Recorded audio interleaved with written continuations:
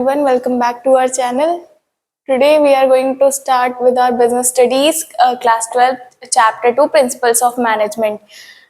अब इसमें देखते हैं हम आज की टॉपिक में क्या क्या डिस्कस करने वाले हैं। तो सबसे पहले हम डिस्कस करेंगे प्रिंसिपल्स ऑफ मैनेजमेंट, उसकी डेफिनेशन, उसके टाइप्स, सिग्निफिकेंस और फीचर्स। ठीक है, तो स्टार्ट करते हैं। पहले हम समझते हैं प्रिंसिपल्स ऑफ मैनेजमेंट होते क्या है। प्रिंसिपल्स जो हमारे मैनेजमेंट के कुछ सिद्धांत होते हैं, ठीक है, जिन्हें जो रूल्स बेस्ड होते हैं पर्सनल लाइफ एक्सपीरियंसेस पे। ठीक है, यहाँ पे एक सिंपल तरीके से समझते हैं। प्रिंसिपल्स क्या होते हैं, एक रोड मैप की तरह होते हैं जो मैनेजर को हेल्प करते हैं कोई भी प्रॉब्लम को सॉल्व करने के लिए। ठीक है, जो हमारे एक ऑर्गेनाइजेशन के अंदर आती हैं। बेसिकली ये एक गाइडेंस की तरह होती हैं। इसकी डेफिनेशन देखते हैं। Management principles are fundamental truth based on logic that serves as a guide for managerial thoughts and actions. ये क्या करते हैं, एक गाइड की तरह मैनेजरियल जो मैनेजर हमारे होते हैं उनको क्या करते हैं, एज एन गाइड एक रोड मैप प्रोवाइड करते हैं या फिर एक राइट तरीका बताते हैं, एक सही तरीका बताते हैं किसी भी डिसीजन को लेने के लिए। ठीक है, उसके बाद आते हैं हमारे टाइप्स ऑफ मैनेजमेंट। हमारे मैनेजमेंट मेनली दो ही टाइप के होते हैं। एक पहला है हमारा फेयोल्स प्रिंसिपल और दूसरा है हमारा एफडब्ल्यू टेलर के प्रिंसिपल। हमारे फेयोल सर ने हमें 14 प्रिंसिपल ऑफ मैनेजमेंट दिए हैं, जनरल मैनेजमेंट। और आते हैं significance of principal of management, management के सिग्निफिकेंस। ठीक है, तो सबसे पहला आता है providing managers with useful insight into reality. ये मैनेजर को क्या जो है क्या किस चीज में हेल्प करता है, जो हमारे बिजनेस में आने वाली प्रॉब्लम्स हैं या आगे आने वाली सिचुएशंस हैं उनको किस तरह से डील करना है, ये उसमें हेल्प करता है। ठीक है, knowledge, ability and understanding of managers are improved with the help of principles of management as they provide guidance। इससे क्या होता है, जो हमारे मैनेजर होते हैं उनकी जो नॉलेज होती है किसी भी प्रॉब्लम को डील करने की, वो क्या होती है, इम्प्रूव होती है।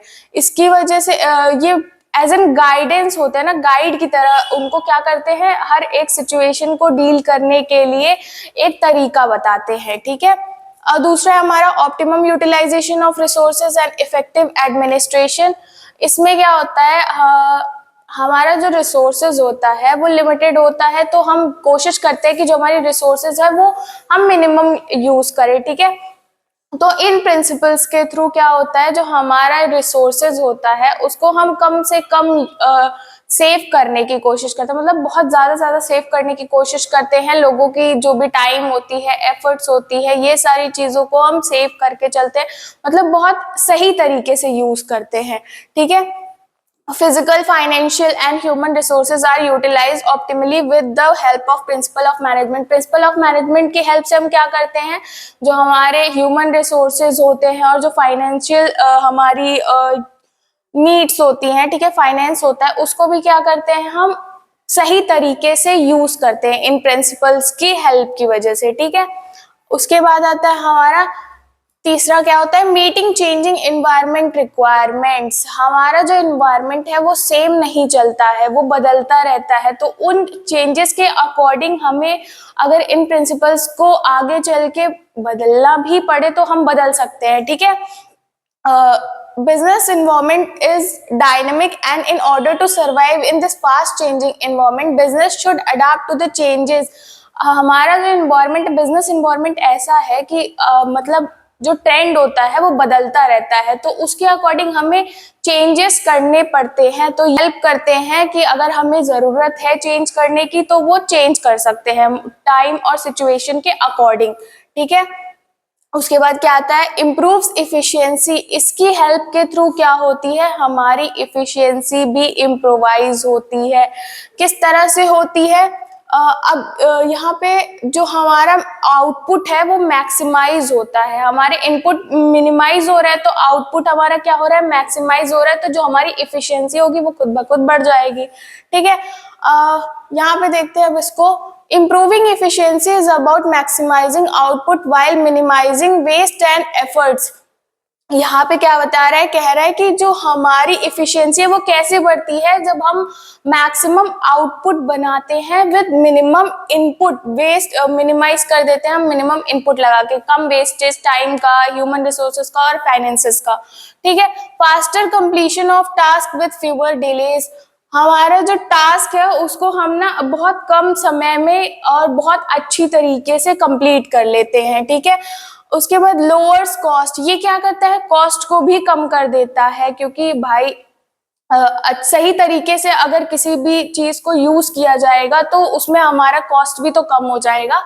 लोअर्स कॉस्ट फॉर रिसोर्सेज और ऑपरेशंस व्हाइल मेंटेनिंग और इम्प्रूविंग क्वालिटी, यहाँ पे हमारी क्वालिटी भी नहीं डिक्रीज होती और जो हमारे कॉस्ट होता है, हमारा कॉस्ट होता है वो भी कम हो जाता है, ठीक है। इसको याद करने का एक सिंपल तरीका भी है POMI, ठीक है। इसको हम इस तरीके से भी शॉर्टकट में याद कर सकते हैं, जैसे कभी कभी मेमोराइज करने में प्रॉब्लम आती है, ठीक है। इसको हम POMI, इसके थ्रू हम इसके जो मेन पॉइंट्स हैं वो रिमेम्बर कर सकते हैं। P stands for providing managers with insight, with helpful insights, ठीक है। O for optimum utilization of resources, M for meeting changing environments, ठीक है, environment requirements, I for improves efficiency। तो यहाँ पे हमें एक शॉर्टकट मिल गया इसको याद करने के लिए, ठीक है। इससे हम क्या करेंगे, जैसे कभी कभी ये होता है ना कि लॉन्ग टर्म में हमें चीजें याद नहीं रहती हैं, तो अगर हमें ये याद रहेगा तो हमें पॉइंट्स आराम से हम कर सकते हैं, उसके अंदर हम फिर उसको एक्सपैंड कर सकते हैं, मेन पॉइंट याद रहने चाहिए बस हमें, ठीक है। अब इसके बाद आते हैं features of principles of management, management principle के फीचर्स क्या क्या होते हैं। पहला होता है universality, despite the fact organisation छोटी हो बड़ी हो कैसी भी हो, ये क्या होते हैं, प्रिंसिपल सब पे अप्लाई होते हैं, ठीक है। यहाँ पे ये कैसी भी ऑर्गेनाइजेशन किसी भी तरह की हो, ये प्रिंसिपल हर जगह यूज होते हैं, ठीक है। The principles of management are universal and can be applied across different organization, industries and sectors. ये हर एक organization, industries और sector, her level of management, हर जगह ये principles apply होते हैं। These principles are relevant in various contexts and can guide decision making and action regardless of the size, type or location of an organization. ये principal क्या होता है, despite the fact organisation कैसी है, छोटी है बड़ी है, किस जगह पे है, क्या है, किस, उससे फर्क नहीं पड़ता, ये प्रिंसिपल हर जगह पे अप्लाई होता है, ठीक है। फिर उसके बाद आते हैं, दूसरा है हमारा गाइडिंग फ्रेमवर्क। ये जो हमारे प्रिंसिपल्स होते हैं एज एन गाइड मैनेजर को हेल्प करते हैं अलग अलग सिचुएशंस को, रियल टाइम प्रॉब्लम्स को डील करने के लिए, ठीक है। Principles of management serve as a guiding framework for managers to make decision and lead their teams. ये क्या करते हैं, as an guidance provide करते हैं मैनेजर को अपनी टीम को लीड करने के लिए, ठीक है। These principles provide a roadmap for handling management challenges and offer solution to improve efficiency and productivity.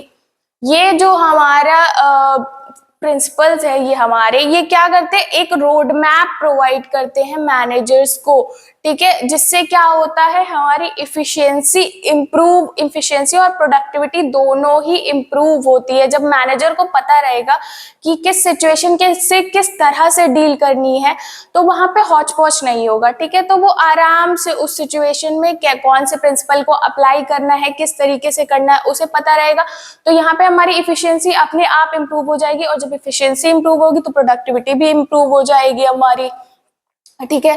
फिर उसके बाद तीसरा आता है इंटरडिपेंडेंस, ठीक है। ये क्या होते हैं, एक दूसरे के ऊपर डिपेंडेंट होते हैं, ठीक है। प्रिंसिपल जो है वो हमारे इंटरडिपेंडेंट होते हैं। These principle of management are interrelated and work together as a system.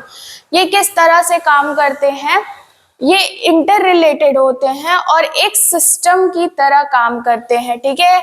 While each principle is important on its own, they often need to be applied together to create a harmonious, effective management strategy.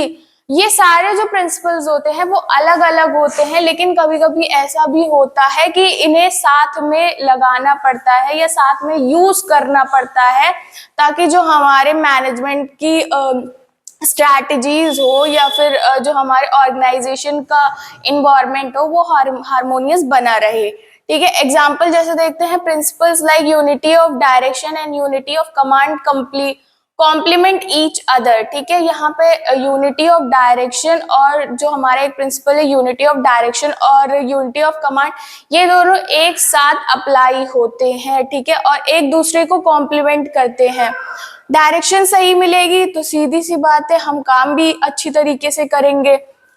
ठीक है, और एक इंसान से मिलेगी तो हम बहुत अच्छी तरीके से काम अब अलग अलग इंसान आके एक ही चीज को बताएंगे तो सीधी सी बात है यहाँ पे कंफ्यूजन क्रिएट हो जाती है। और एक पर्टिकुलर डायरेक्शन में काम करेंगे तो हम सही तरीके से उस काम को कंप्लीट करेंगे इफेक्टिवली। ठीक है, इफिशिएंटली काम को खत्म कर देंगे और प्रोडक्टिविटी भी इंक्रीज होगी हमारी। उसके बाद क्या है, फोकस ऑन ह्यूमन फैक्टर। ये क्या करते हैं, ह्यूमन फैक्टर्स पे फोकस करते हैं। जो भी हमारे ह्यूमन रिलेशनशिप्स होते हैं, ठीक है, उन पे ज्यादा फोकस रहता है इनका, कि हम किसी को किस तरह से डील, अलग अलग इंसान को किस तरह से डील करना है, उसमें भी ये हेल्प करता है। ठीक है, many principles of management emphasise the human element in an organisation. ठीक है, principles such as equity, authority and motivation recognise the importance of people in the achievement of organisational goals. ठीक है,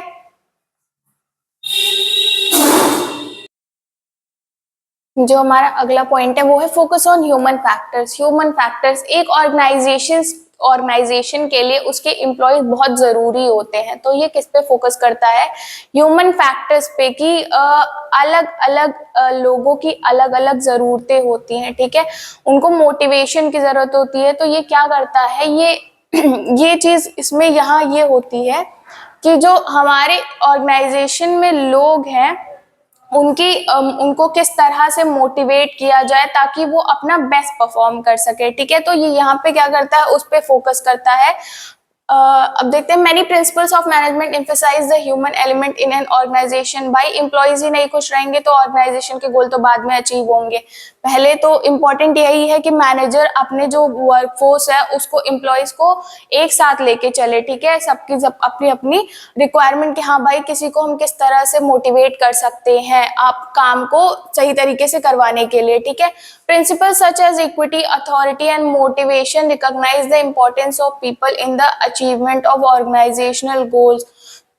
ये हमारे कुछ प्रिंसिपल्स हैं, इक्विटी, अथॉरिटी और motivation, जिसकी वजह से जिससे वजह से पता चलता है कि जो हमारे ऑर्गेनाइजेशन में लोग काम कर रहे होते हैं वो ऑर्गेनाइजेशन के गोल्स को अचीव करने के लिए कितने जरूरी होते हैं। ठीक है, they stress fairness, leadership and the needs for effective communication with employees. ये यहाँ पे क्या करते हैं, यहाँ पे फेयरनेस, लीडरशिप और फिर क्या करते हैं, इफेक्टिव कम्युनिकेशन। जो हमारे एम्प्लॉयज होते हैं उनसे कम्युनिकेट करना भी जरूरी होता है ताकि पता चले कि किसी को कोई प्रॉब्लम तो नहीं या फिर कोई जरूरत तो नहीं, किस तरह से उनको ट्रीट किया जाए या किस तरह से उनको मोटिवेट किया जाए काम को और अच्छी तरीके से करने के लिए। भाई लोग बहुत जरूरी होते हैं किसी भी ऑर्गेनाइजेशन में। अगर आप एम्प्लॉयज का ही ध्यान नहीं रखेंगे तो आपकी ऑर्गेनाइजेशन चलेगी कैसे। ठीक है, उसके बाद आता है इम्पैक्ट ऑन ऑर्गेनाइजेशनल गोल्स। इन प्रिंसिपल्स के थ्रू जो हमारे गोल्स होते हैं ऑर्गेनाइजेशन के, ये उन पे भी इम्पैक्ट डालता है, असर डालता है। किस तरह से, the ultimate aim of applying management principle is to achieve organisational objective. इन प्रिंसिपल्स को अप्लाई करने का मेन ऑब्जेक्टिव ही यही होता है ताकि जो हमारे ऑर्गेनाइजेशन के गोल्स हो वो हम अचीव कर सके। ठीक है, whether it's through improving efficiency, motivating employees और streamlining process, management principle help in aligning activities with the organisation overall goals. ये क्या करता है, जो ऑर्गेनाइजेशन के गोल है उनके अकॉर्डिंग जो भी एक्टिविटीज होती हैं उसको अलाइन करता है, एक साथ लाता है, ताकि जो हमारा काम हो वो इफिशिएंसी के साथ होता रहे और जो ऑर्गेनाइजेशन के गोल्स रहते हैं वो भी सही तरीके से अचीव होते रहते हैं। ठीक है, ये प्रिंसिपल्स इस तरह से सारी एक्टिविटीज को साथ में लेके चलते हैं। ठीक है, डायनेमिक नेचर। ठीक है, ये जो प्रिंसिपल्स होते हैं वो टाइम के अकॉर्डिंग चेंज होते रहते हैं। अगर जैसे हम कोई प्रिंसिपल अप्लाई कर रहे हैं, हमें लग रहा है कि वो हमारे काम में नहीं आ रहा है, तो हम उसे सिचुएशन के अकॉर्डिंग बदल भी सकते हैं। ठीक है, management principles evolve over time. ये क्या होते हैं, टाइम के साथ साथ इवॉल्व होते जाते हैं, बदलते जाते हैं। ठीक है, as the business environment change, so do the needs and challenges faced by manager। जैसे जैसे बिजनेस का इन्वायरमेंट चेंज होता रहता है, वैसे वैसे जो हमारे मैनेजर होते हैं उनको उसको चैलेंज फेस करना पड़ता है हर सिचुएशन को डील करने के लिए। Principle must adapt to new technologies. जो हमारे प्रिंसिपल होते हैं ये मैनेजमेंट के, इनको भी क्या करना पड़ता है, अडेप्ट करना पड़ता है जैसे जैसे हमारे चेंजेस होता है टेक्नोलॉजी में, ट्रेंड में, मार्केट कंडीशन में, while still serving the core goal of improving organisational effectiveness. यहाँ पे जो हमारा ऑर्गेनाइजेशनल गोल का इफेक्टिवनेस है वो नहीं कम होना चाहिए। जैसे जैसे हमें जरूरत के हिसाब से अगर इन प्रिंसिपल्स को बदलना भी पड़े तो हम बदल सकते हैं, चेंज कर सकते हैं, वो उसके अकॉर्डिंग इम्प्रोवाइज किया जा सकता है। ठीक है, अब इसको भी याद करने का एक शॉर्टकट है। ठीक है, क्या शॉर्टकट है भाई इसको याद करने का शॉर्टकट है हमारे पास UGIFD। ठीक है, इसको सिंपली हम ऐसे रिकॉल कर सकते हैं जब भी हमें किसी सिचुएशन में याद ना आ रहा हो। ठीक है, फीचर्स ऑफ हमारे principles of management. U for universality, फिर गाइडिंग फ्रेमवर्क, फिर उसके बाद इंटरडिपेंडेंसी, फिर उसके बाद focus on human behaviour, D for dynamic. ठीक है, इसको इस तरह से हम सिंपली रिकॉल कर सकते हैं किसी भी सिचुएशन में। ठीक है, ये बहुत ही इजी तरीका है इसको याद करने का, हमारे features of principles of management. ठीक है।